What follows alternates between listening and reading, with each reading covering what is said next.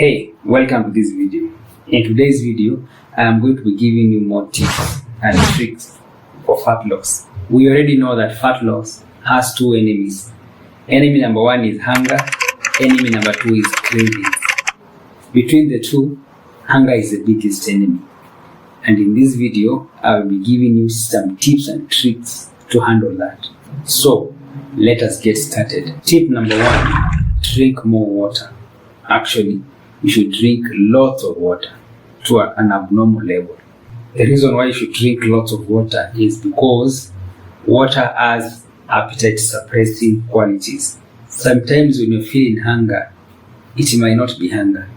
It could be thirst masking itself as hunger. So when you drink water, you're no longer hungry. That is one of the qualities of water. Another one is when you drink lots of water, you get full. And when you get full, you're no longer hungry. So, drink lots of water. Tip number two, add more volume into your diet. In the last tips and tricks video, I talked about foods that have high volume. These are actually nutrient-dense foods. Things like meat, things like legumes, things like sweet potatoes and potatoes, they occupy more volume in the stomach. But you can actually add more volume to these foods. And you do this by adding other things that occupy more volume.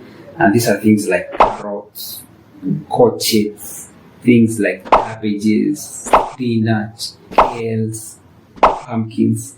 So you can add this into your food. The advantage of this is they make you get very full, but they do not contain many calories. That's a very good tip. Especially when you are near the end of your cut, you'll be eating very few calories. And having this food is going to help you get those few calories, yes, but still get full. Tip number three, only bring foods to your house that you intend to eat. We human beings do not eat until we are satisfied.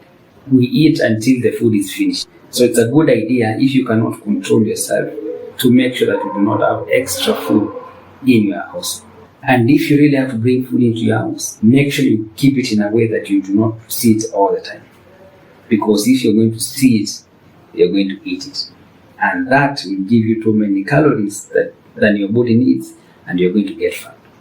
Tip number four, stick to your diet structure. A diet structure is having specific times when you're going to be having your meal. You could say, maybe your first meal is going to be at 1 p.m., the second one is going to be at 4 p.m., and the last one is going to be at maybe 10 p.m. That is a diet structure. The advantages of a diet structure are many. One of the advantages of diet structures is your body releases an hunger hormone called ghrelin. When this hormone is released, you start feeling hungry. And normally, this hormone is released when you normally eat. So if you eat at 7 p.m., the hormone will be released at that time. Even if you ate at 6 p.m. and you got very full, when it reaches 7 p.m., you're going to feel hunger. Why? Because the hormone has been released. So when you have a diet structure, you're programming that hormone to be released at specific times.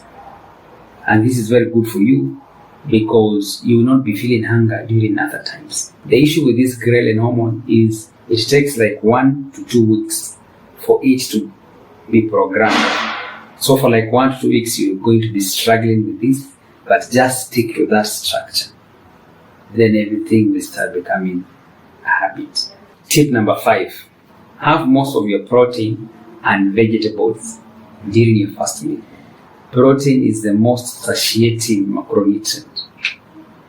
This means it satisfies you the most, it fills you the most, and it stays in the stomach the longest. So if you're going to be using intermittent fasting, like myself, your first meal might be around 1 p.m. or 2 p.m.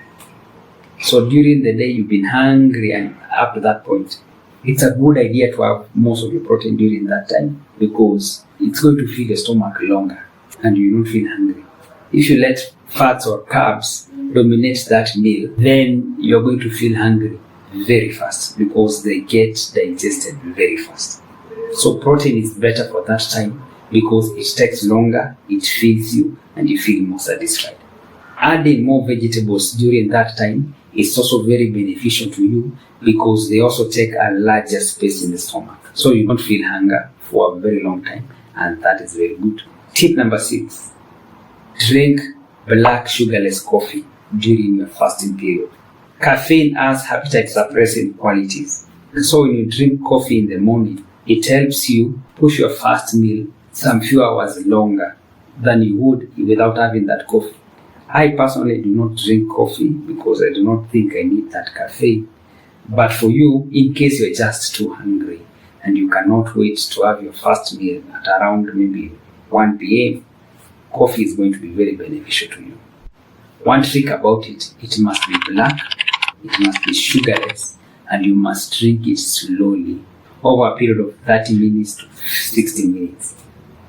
Tip number 7, prepare most of your meals. The best way to take control of your diet is by cooking your own food. This way you're able to track the macronutrients profile of it. You're able to know how many calories are in each meal. Eating out is not bad. You should be doing that once in a while, maybe with friends, with your girlfriend or whatever. The disadvantage with that is hotels and restaurants are financially incentivized to make the food sweeter. And to do this, they will add more fat to the food. They will add more sugar to the food. The same food that you're going to have outside might contain 3 times more calories than the one that you're going to prepare.